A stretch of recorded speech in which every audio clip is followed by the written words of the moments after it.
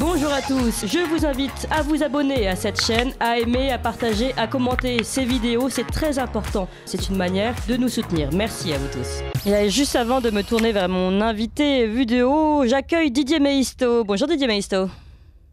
Bonjour Clémence Migliacqua, est-ce que ça va? Très bien, merci. Vous êtes notre journaliste partenaire du mardi, journaliste indépendant, ancien patron de Sud Radio. Je sais que vous avez déjà tweeté au sujet de du livre de notre invité, donc on se tourne ensemble vers notre invité. Ligne droite. Très haut, il y a une place pour nos idées. Vue de haut. Bonjour Denis Colin. Oui, bonjour. Et merci beaucoup d'être avec nous aujourd'hui. Vous êtes philosophe, professeur, fondateur de l'Université populaire d'Évreux, co-animateur du site La Sociale. Vous êtes également exprimé dans les colonnes de Crisis et d'Éléments, éléments qu'on connaît bien ici puisque nous sommes partenaires avec eux. Et aujourd'hui, vous publiez ce livre, Malaise dans la science, un livre à retrouver aux éditions Crisis, un livre très intéressant et qui tombe, on va dire, à pic avec l'actualité de la gestion Covid en général, et puis avec les dernières informations que nous avons eues, notamment le mensonge à propos du fait qu'il n'y ait jamais eu de test sur la transmission Covid, une révélation qui a été faite donc la semaine dernière par le patron de Pfizer et qui fait tomber tout le système du pass sanitaire et donc de l'interdiction de circuler ou de s'exprimer librement à ce sujet. Alors, Denis Colin, avant de rentrer dans le fond de votre livre, où vous abordez vraiment et philosophiquement également cette question de la science et des sciences et comment la science aujourd'hui est devenue une sorte d'appareil idéologique d'État, est-ce que vous auriez une réaction concernant ces dernières informations, c'est-à-dire les aveux de Pfizer? Là, je crois que ces révélations sont tout à la fois surprenantes. Hein. Je veux dire, ça devrait faire la une de toute la presse, parce que c'est un scandale de grande ampleur tout de même, hein, compte tenu de ce qui a été raconté depuis 2 ans maintenant sur le vaccin, tous vaccinés, tous protégés. Vous vous souvenez de ces mots d'ordre qui étaient épinglés en lettres lumineuses sur les autoroutes.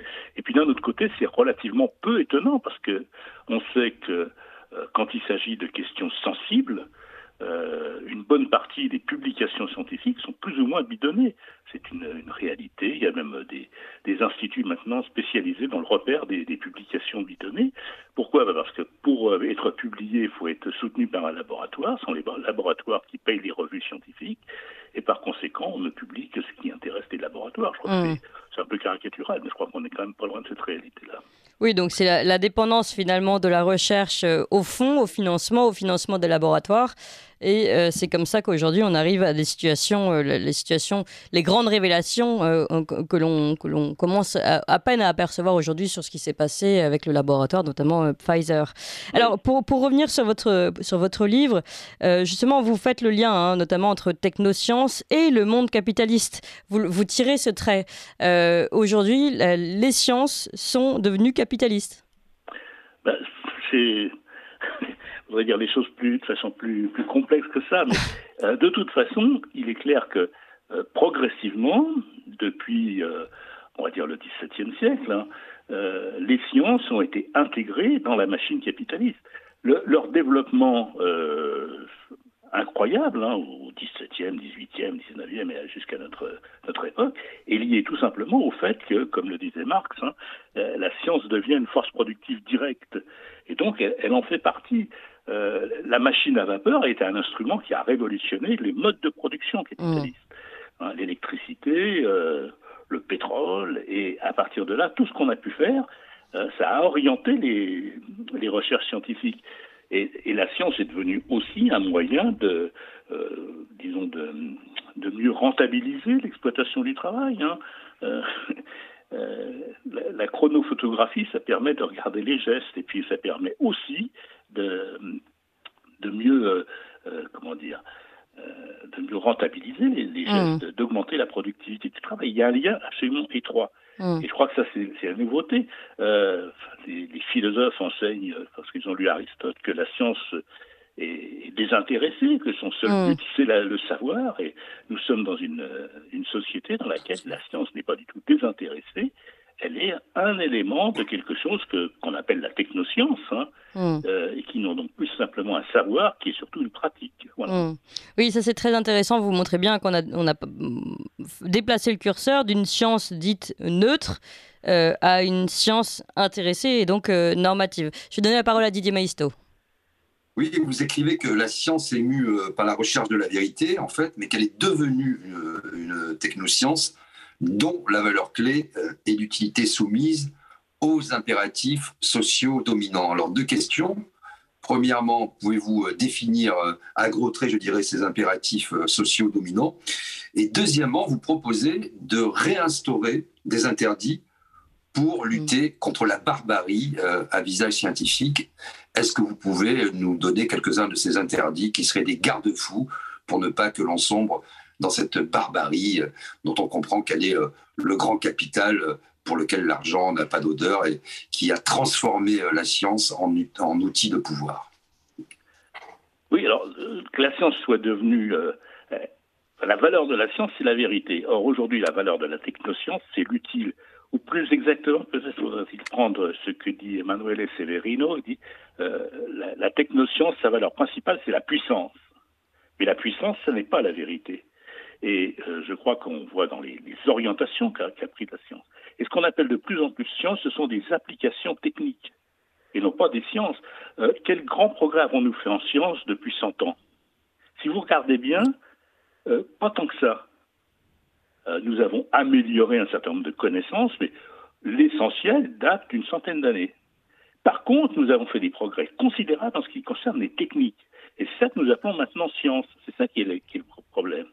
Alors, ces techniques, elles ont comme principal effet de contrôler l'humain, manipuler l'humain, changer l'humain.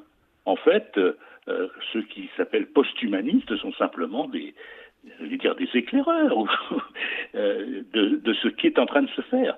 Il s'agit de bouleverser de fond en comble ce qu'est l'essence de l'homme. On va donner quelques exemples. À quoi sert la génétique aujourd'hui?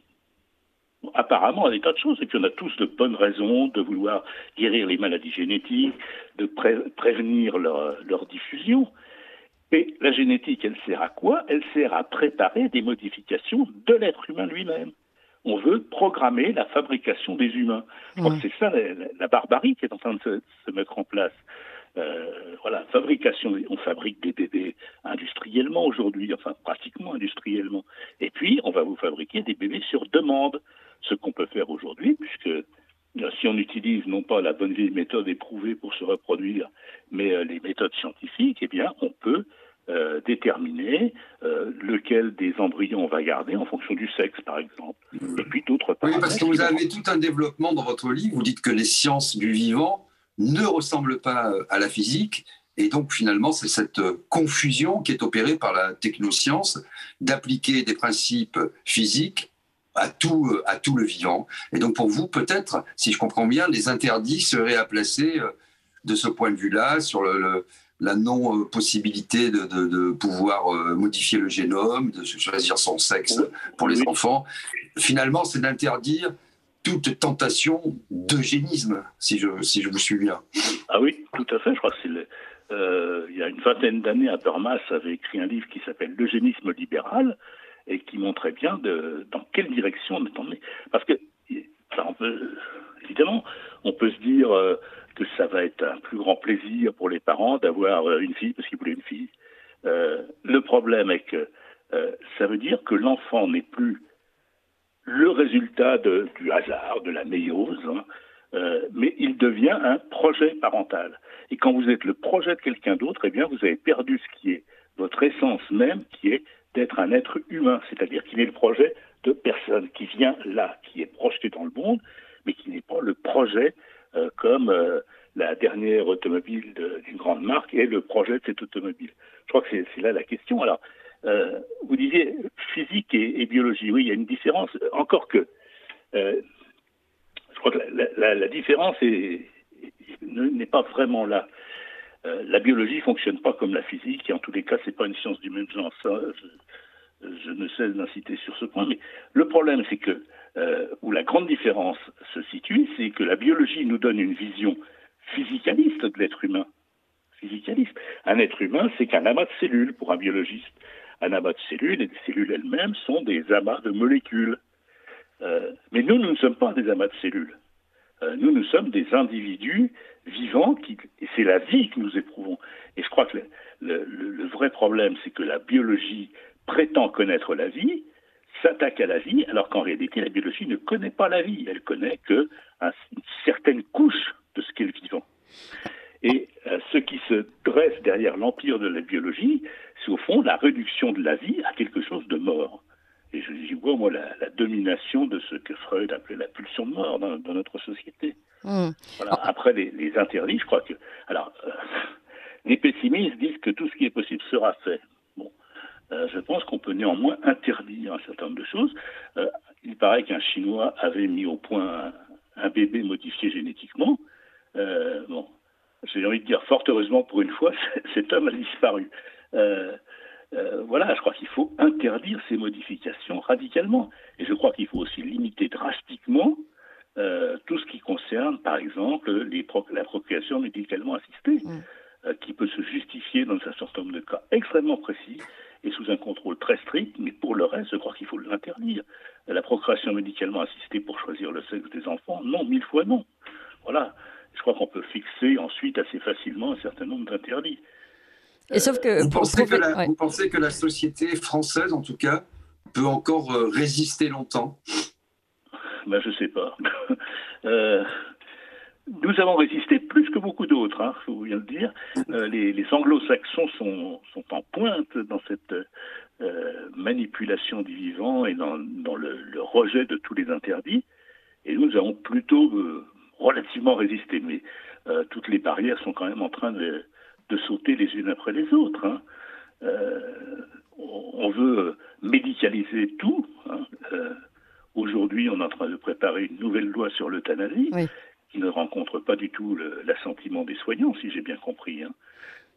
Mais professeur Collin, c'est justement ma question, alors que ce soit pour l'euthanasie ou avant le Covid-19, à chaque fois, ce sont des politiques, mais qui mettent en place des comités scientifiques, des conseils scientifiques pour le Covid-19. Et ces conseils scientifiques, et ça vous l'expliquez très bien, en fait, on pense qu'ils se partent d'une vertu, une vertu axiologique, la neutralité de la science, et on se dit, voilà, le politique se repose sur la neutralité de la science, et la neutralité de la science dit que on peut y aller plus ou moins, qu'il y a un feu vert et qu'on peut avancer dans ces points-là. Et en fait, c'est ce côté faussement rationnel et faussement neutre qui est très très dangereux. Et vous le rappelez, et je vous fais une longue question, comme ça vous aurez une longue réponse, vous le rappelez très bien aussi, le fait que les scientifiques sont très très rarement, enfin ces scientifiques sur lesquels se reposent les politiques, sont très rarement neutres et qu'au contraire, on les voit très souvent du côté, on va dire, obscur du pouvoir, dans les pouvoirs, dans les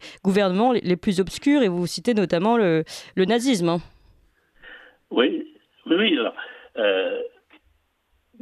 j'ai encore cité Habermas, un de ses premiers livres, il y a plus de 50 ans, s'intitulait « La technique et la science comme idéologie », c'est-à-dire qu'il montrait comment le discours politique tendait à prendre des aspects de neutralité en invoquant la science. Il disait que ça, c'est typiquement l'idéologie de notre époque. Et je crois qu'on est exactement là-dedans.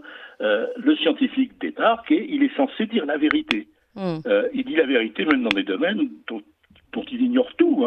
Je ne sais pas si vous avez sans doute suivi ce qui s'est dit avec le prix Nobel de physique attribué à Aspect. Alors, on va pas expliquer. Il a parlé de politique, etc. derrière. Exactement. Il parle de politique. Et puis derrière, on montre toute une série de choses. Par exemple, j'ai appris en lisant le journal que grâce à l'expérience d'Aspect, nous savons que le réel n'est pas local. Ça m'a laissé pantois, cette histoire. C'est pas du tout ce que montre l'expérience d'Aspect, mais enfin passons. C'est-à-dire qu'il y a ensuite une retraduction de ce discours scientifique qui le rend absolument méconnaissable. Alors, les scientifiques je vais pas dire des scientifiques, il faut éviter des généralités, mais il y a dans la science telle qu'elle s'est développée, il y a une volonté de puissance. Et c'est pour ça, je crois, que beaucoup de scientifiques sont emballés par leurs propres découvertes. et se laisse aller à cette recherche de puissance. La possibilité de modeler le réel grâce à ses propres découvertes, ça doit être tout à fait grisant. Oui. Et effectivement, on a vu beaucoup de scientifiques grisés par ces possibilités. J'ai cité le cas du nazisme. Hein. La corporation la plus nazie de l'Allemagne, ça a été les médecins. Alors rappelez-le bien pour nos auditeurs. Oui. Rappelez bien pour nos auditeurs cette communauté de médecins, ce qu'ils ont fait pendant le nazisme. C'est la plus grosse proportion d'engagés dans le parti nazi et notamment dans la SS. Il y avait un nombre considérable de médecins dans la SS. On sait aussi les applications de la médecine par les nazis, qui étaient là aussi une espèce de volonté de remodeler l'être humain. Alors, avec des moyens brutaux, aujourd'hui on lui propose des moyens libéraux pour remodeler l'être humain, et l'objectif reste le même. Je suis assez d'accord avec Pierre Legendre quand il dit, au fond, c'est Hitler qui a gagné la guerre. Parce que nous sommes revenus à cette conception de l'humanité comme de la viande à manipuler, voilà. Et je crois que on est dans cette situation-là très largement, hein, et il y a très peu de résistance, Alors justement, il y a deux aspects dans votre livre qui sont très intéressants. C'est les incitations du gouvernement à aller toujours plus loin dans le numérique. Hein. Vous parlez notamment du télétravail, de toutes les consultations médicales par Internet, qui sont un véritable projet de subversion radicale du réel au profit de sa représentation manipulable par la technoscience. Vous venez de l'expliquer, de l'illustrer. Mais ce qui est intéressant, je trouve, dans le droit fil de ce que vous venez de développer, c'est qu'il y a un projet de sortie de la Terre qui commence, dites-vous, par le tourisme spatial, et un projet, finalement, de sortie de l'humanité. Donc on voit bien effectivement quand tous ces oligarques, ces milliardaires, appelons-les comme on veut, ont réussi, quand ils ont une équipe de foot, 3 yachts et 20 maisons, qu'est-ce qu'ils font? Ils s'envoient en l'air avec ce projet, SpaceX notamment et d'autres, ce projet d'extraterritorialité, de quitter la Terre pour réinventer une vie ailleurs. Est-ce que ce fantasme devient de plus en plus réel? Est-ce qu'il est à portée de main? Alors, je ne crois pas qu'il soit à portée de main, fort heureusement, mais il est en train de transformer profondément nos vies. Alors, d'abord, il développe toute une idéologie. Par exemple, dans l'aspect numérisation, il y a tout un projet franco-israélien, en l'occurrence, de modélisation du cerveau humain afin, il y a toujours de bonnes intentions, qui pavent le chemin de l'enfer, afin de mieux cerner ce qu'est l'autisme. Alors j'ai beaucoup de mal à comprendre comment une série d'algorithmes permettent de cerner ce qu'est l'autisme. Enfin bref, voilà. L'idée, c'est que tout se réduit à des nombres. Hein. C'est la gouvernance par les nombres. Et cette numérisation est censée remplacer le réel. C'est pour ça, tout à l'heure, quand j'évoquais l'expérience d'Aspect, c'est la même chose. C'est-à-dire, notre appréhension scientifique du monde devient la réalité. La carte devient le territoire. C'est ça qui est en train de se passer. Et donc, c'est une perte du réel. Alors, ce projet de numérisation générale, eh bien, il va transformer notre façon de vivre. Nous passons aujourd'hui notre temps à rentrer des données sur des ordinateurs pour obtenir n'importe quoi. Hein. Une carte d'identité. Et là, on comprend comment tous les gouvernements ont un intérêt immense à avoir cette base de données, parce que en contrôlant des comportements et des populations, on nie l'individu et on peut refabriquer un monde. C'est un peu la storytelling qu'on vit dans le macronisme depuis 6 ans, mais de façon exponentielle. C'est l'expansion infinie du monde, d'une certaine manière. Est-ce que justement le danger du totalitarisme n'est pas là dans cette digitalisation qui réécrit l'histoire en s'appuyant sur une science qui nous réfléchit même plus sur elle-même? Oui, c'est effectivement un projet de contrôle total de la population, c'est un projet totalitaire. Et nous vivons dans un monde de plus en plus totalitaire, je crois que ça fait pas l'ombre. Alors, évidemment, comme on a l'habitude d'appeler totalitarisme le nazisme et de réduire le totalitarisme au nazisme, on n'est pas du tout dans un monde nazi, il n'y a pas de camp d'extermination, pas à ma connaissance en tout cas. Mais il y a une volonté de contrôle total de la population, de réduction de toute dissidence possible.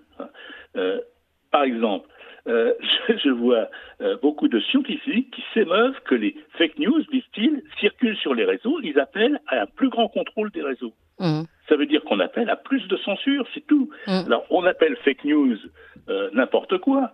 Par exemple, il y a 6 mois, dire que Pfizer n'avait pas fait de test, c'était une fake news. Oui. Aujourd'hui, c'est une news tout court. Mais donc, l'appel à la censure est généralisé. Et si toute communication passe par l'intermédiaire de l'informatique, on a un contrôle total de la communication qui se met en place. Et puis derrière, c'est un formatage des esprits qui est en train de se mettre en place. Notre habitude de ne communiquer qu'à travers les réseaux sociaux ou qu'à travers les interfaces que nous ouvrent généreusement les entreprises, les commerçants, les gouvernements, cette habitude formate notre manière de penser. Vous n'avez qu'une solution, vous faites OK ou annuler. Voilà. Et vous êtes rentré dans une pensée totalement binaire, dans une pensée unidimensionnelle. Et parce que l'informatique ne se prête pas à beaucoup d'autres choses que l'unidimensionnalité. Oui. Ouais. Professeur Collin, d'ailleurs, à ce sujet, j'ai interrogé des infirmiers, des soignants, des agriculteurs, des policiers donc du service de l'ordre qui tous ont évoqué ce malaise de devoir aujourd'hui rendre compte de leur travail sur des fiches numériques et que tout soit numérisé et que le bien-être de son patient ne puisse pas être finalement inscrit sur un papier où on doit chiffrer 1, 2 ou 3 dans la colonne. Et en fait, cette perte totale du réel, comme vous le disiez, et de passer au tout rationalisé, au tout chiffré, mais qui en fait ne rend absolument pas compte de la réalité. Donc ça correspond tout à fait à ce que vous dites, et ça, ce sont des exemples concrets de personnes qui ont vécu cela. Alors on va continuer de parler de cette rationalisation, de cette science qui crée le malaise, et aussi de la volonté du pouvoir public de donner la place toujours plus à cette science-là. Mais on fait un rapide point sur les informations. Il est 9h pile sur Ligne Droite. Ligne droite. Il y a une place pour nos idées. Vue de haut. Notre invité, vue de haut, est le professeur Denis Collin, philosophe, professeur, fondateur de l'Université populaire d'Évreux, co-animateur du site La Sociale et auteur de ce livre Malaise dans la science aux éditions Crisis. Et nous sommes également avec le journaliste Didier Maisto.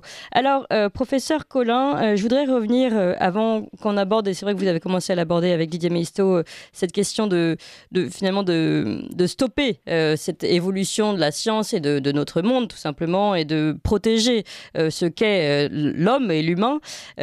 Avant d'aborder cette question-là, qui sera peut-être la dernière, et finir sur un point au moins un petit peu plus positif, j'aimerais comprendre comment, on l'a dit, le pouvoir politique donne ce pouvoir normatif aujourd'hui à des comités scientifiques, à des conseils scientifiques. Mais finalement, il suffirait, ça paraît assez simple, aux politiques de reprendre la main politique, et de faire de la politique, la vraie politique. Le problème, c'est d'abord que les politiques ne tombent pas du ciel. Ils ont été pour partie mis où ils sont par diverses forces. Si on veut parler de l'actuel président de la République française, on connaît le tour de table qui préside à son élection. Et puis, d'autre part, une bonne partie du personnel politique, et une partie de plus en plus importante, est formatée d'une certaine manière. Il suffit de voir l'enseignement qu'on donne, dans un certain nombre de grandes écoles. On est formaté à penser que tout a une solution scientifico- ou technoscientifique. Voilà. Et donc, il y a une formation qui se fait. Et je ne suis pas certain que tous ces gens-là soient des malveillants qui ne pensent qu'à faire le mal, mais pas du tout. Je pense qu'ils pensent comme ça, réellement. Et ils croient d'ailleurs que tous ceux qui ne pensent pas comme eux sont des arriérés, des gens qui ne sont rien, etc. Donc, c'est ça la vraie difficulté. Donc le problème qui nous est posé, c'est de changer fondamentalement ce qu'est cette classe politique qui nous dirige. Voilà. Je crois que derrière, on est amené à des problèmes d'action directement, des problèmes politiques. Alors, tout ça est lié aussi à quelque chose de plus vaste. Je crois qu'il y a un problème qui est lié à la manière dont est conçue l'instruction et l'éducation. Traditionnellement, en France, jadis en tout cas, quand on rentrait au lycée, on y rentrait souvent très jeune. Moi, je suis rentré à 10 ans au lycée, puisqu'à l'époque, le lycée couvrait depuis la 6e. On allait faire ses humanités. Voilà. Et les humanités, c'était être baigné dans la culture classique. La culture classique, c'est celle qu'on enseigne en classe, justement. Et tout ça a été progressivement liquidé. La grande catastrophe de notre pays, mais je crois qu'on n'est pas les seuls, malheureusement, la grande catastrophe a été la destruction systématique depuis une bonne 50aine d'années de l'enseignement classique. Et du coup, la croyance que tout ce qui mérite d'être enseigné, c'est simplement l'acquisition de compétences techniques. Et le remplacement de la culture classique par les compétences techniques, c'est le vocabulaire même de l'éducation nationale aujourd'hui. Les élèves doivent acquérir des compétences. Ils ne doivent pas acquérir un savoir. Et je crois que c'est ça qui forme des esprits qui deviennent inaptes à comprendre le monde dans lequel nous sommes. Moi, je regrette la disparition ou la quasi-disparition du latin et du grec dans notre enseignement. C'est une catastrophe.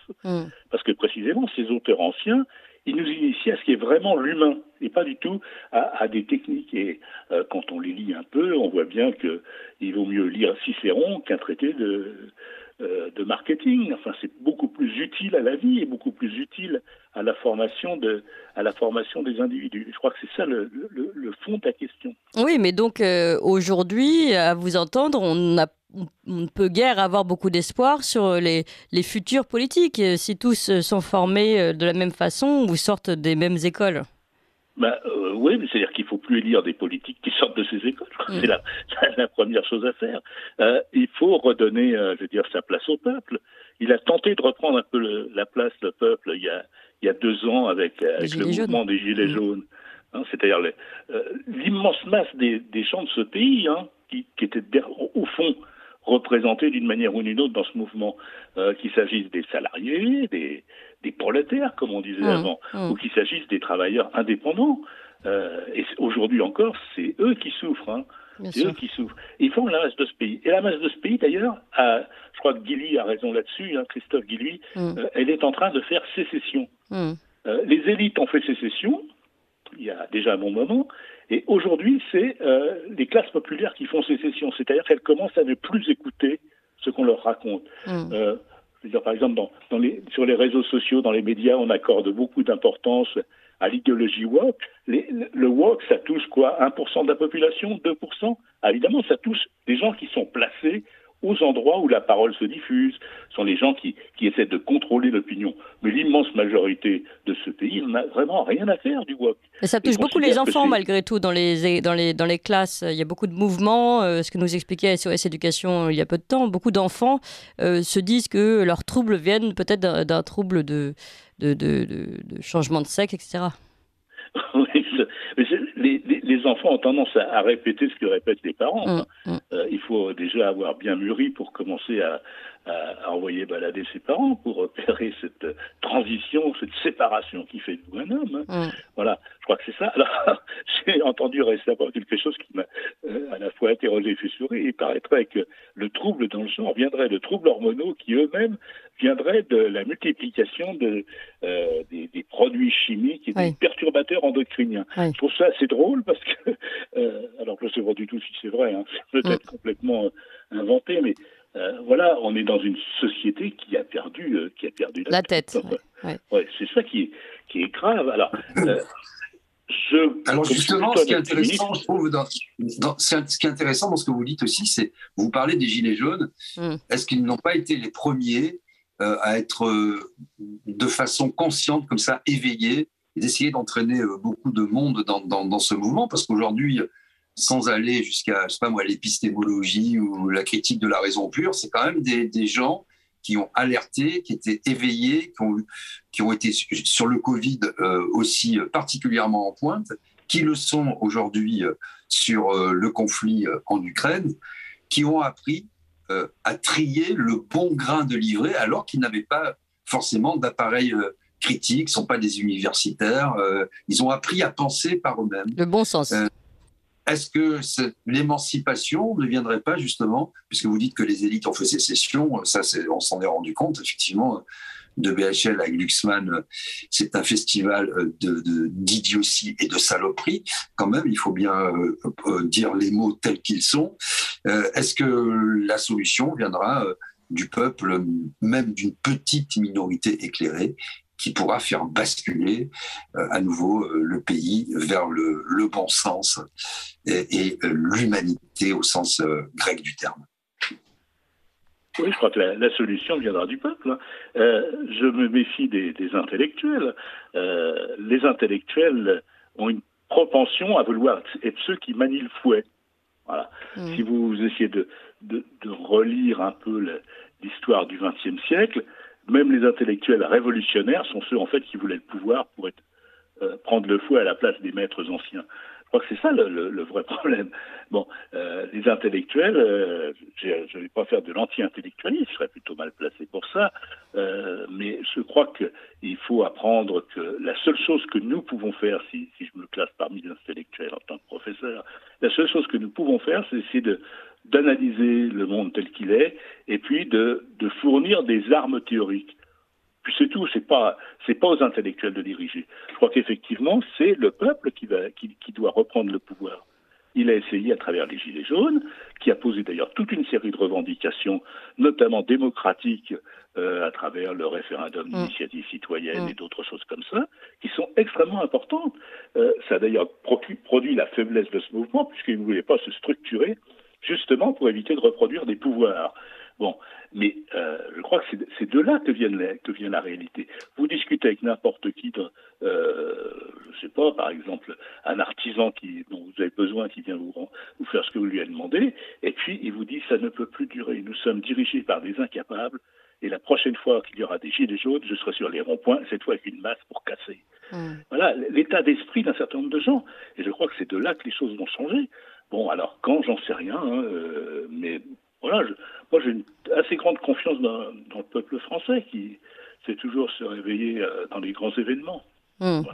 Eh bien, on va terminer sur cette note, professeur Collin. Merci encore pour votre présentation et ce livre, Malaise dans la science, aux éditions Crisis. Je précise à mes auditeurs que c'est un petit livre qui, même s'il aborde des points philosophiques très importants, est très facile d'accès.